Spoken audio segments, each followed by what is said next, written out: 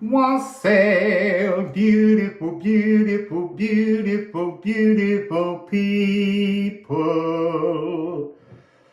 So we're doing another one of those runic adventures beyond the veil because I keep doing them every evening and I'm getting lovely messages and I'd like you to have some lovely messages from them.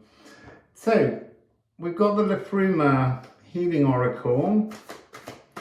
And let's just dive straight in because we are doing a short video today, seriously.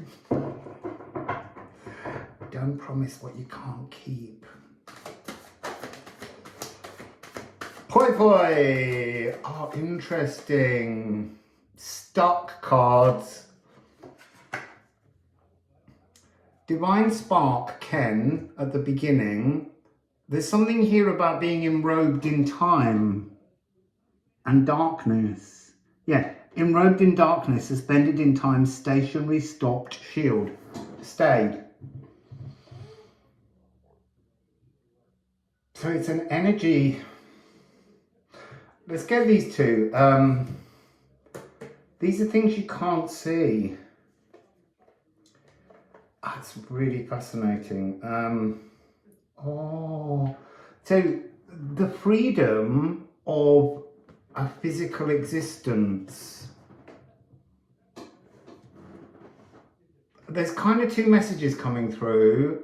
One is about being an earth spirit and watching the earth through the veil. See, my phone just came on because as I said spirit, it thought I said its name.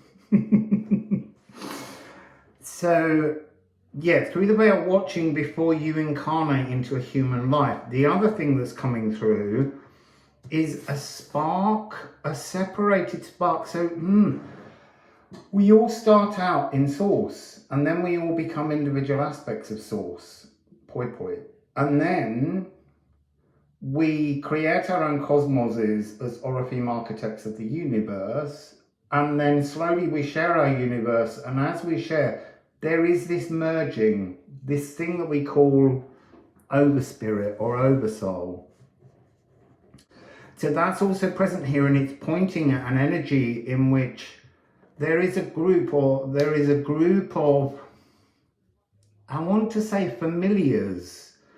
And it's the point at which you've all become a merged miniature hive mind and you're having a divine spark because you're a hive mind, you all have it together.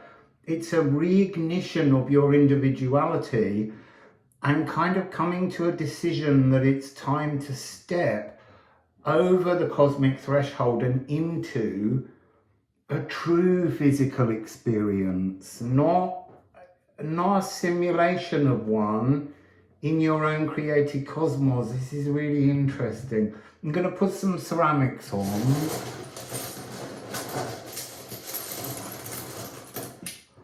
So we have a pail. See, look. Tear in reverse is talking about acknowledging in your hive mind mini mentality. It's not to patronize it, but in that hive mind, the decision as a group, and it could be 6 of you, it could be 100, it could be 1,000, it could be 10,000. That's not the important part. We've all experienced up there, back behind the veil, these over soul, over spirit, merged connections where you work as one. But this is about stepping out of that as a whole group and all coming in to a physical life. And we've got Ur on Ur, but this Ur came out upside down. So there's something in this where as a spirit group, as an over spirit, whatever you want to call it, this merged mind, mini-merged mind, you know that you need to do this because there's so many more esoteric dimensions to explore, but somehow you need to engage in this physical experience to be given some kind of, you see, not permission, but you need the nutrients. That's the best way to look at it. You need the nutrients to go to other realms. You have to be equipped with certain frequencies to pass through frequency portals. And so this is, you're almost acknowledging that it's so weird. So you are a one mind, one being merged frequency, and you're going to separate into your individual wholeness, into your individual wholeness, which are all slightly different because you've been, when you come together, when you merged, you became a oneness where you each gave different aspects to it, and now they're coming back out. So it's almost like there's a sense of loss as you separate from your hive tribe colony, I don't know. And then you all descend into what you regard as the prison of physical reality. But you've come down here to seek the nutrients, to go seeking, fishing, searching in the world of shadows for the things to move forwards. And we have here, it's newer, which is to do with early magic, color saturated. There's another rune in this hand, and while I've been holding it, it's digging in. I'm not going to look at it yet, but I have to put it down because it's really hurting. And I think that's part of it. This, I'm getting a real itch on the left hand being past lives, but they're not past lives here on earth. We're talking about past lives up there. This is talking about remembering a moment of separation. So there's another thing that I'm hearing. Let me come back to it. I really won't forget it. Early magic. It's more like juvenile magic. It's when you're in your hive mind, you create simultaneously, instantly in that dimension, but nothing's physical. It's not got that same tangible, material, physical realm presence, but it's instant. And when you separate, when you go from the Ur of freedom to the freedom of prison, of the physical prison, then what magic you have is so slow that it's coming across as kind of early magic. It's almost like you need to cast spells so in advance of where you desire them to be. I'm still remembering that thing, but I want to get this last rune. It's 71. Knafa. But it was actually, when it was in my hand,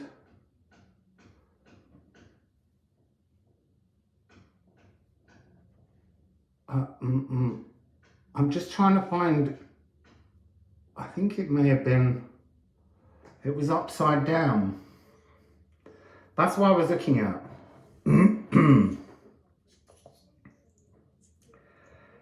It's like, do you remember when, as a group, as a hive mind, you all knew it was a really good bad idea to leave the safety and the beauty of your tribal oneness and descend into physical realms? I don't mean Earth, I mean all kinds of physical realms, where you needed to pick up frequencies, experiences, and that includes pain. Yesterday evening, I got this message which was, the spiritual path begins with the gutting.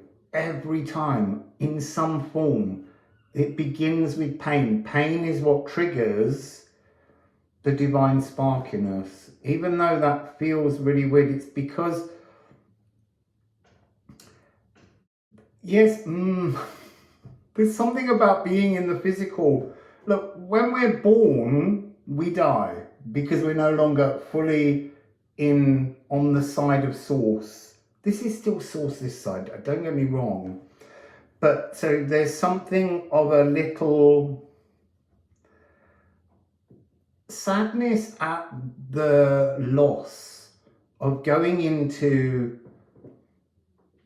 individuality, because there's something on many other dimensional levels which I think are further down the... See, now I'm going to say a word that you don't know anything about, the diamond path, which is a whole other thing. There are dimensions where they are physical dimensions, but in hive mind, oversoul, physical creation. But this is about the remembrance of the first time, because we have, during the notion of when Source made us all an aspect, we were alone, but as aspects of love, we came together very quickly and we merged, having created things in the esoteric spaces.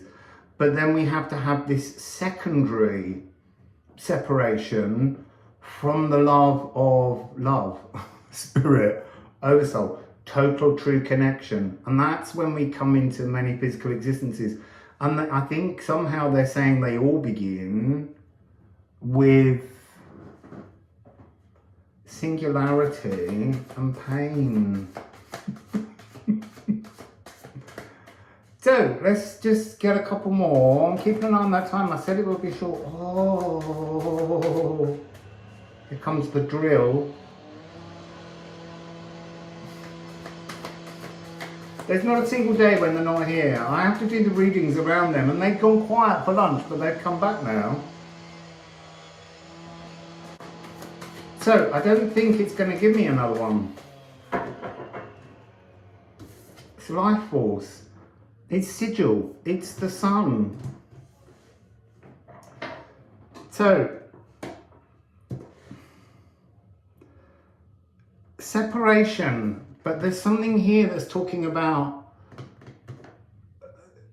it's, I'm seeing an energy come through the sun, and that's that energy of the, oh, it's so complicated. The sun we see in the sky, that's the easiest way to say it. The sun we see in the sky, the sun we find observable with our physical eyes rolling around us. You're going centered, finding, this is unblocking, coming through that sun. It's almost like you, because the sun represents life, it represents light. So it's like a first marker for where you need to direct your energies. I'm not telling you to stare at the sun, but when you're searching out, putting out your feelers, think of you being a child of the light, of being a light being in order to access. See that?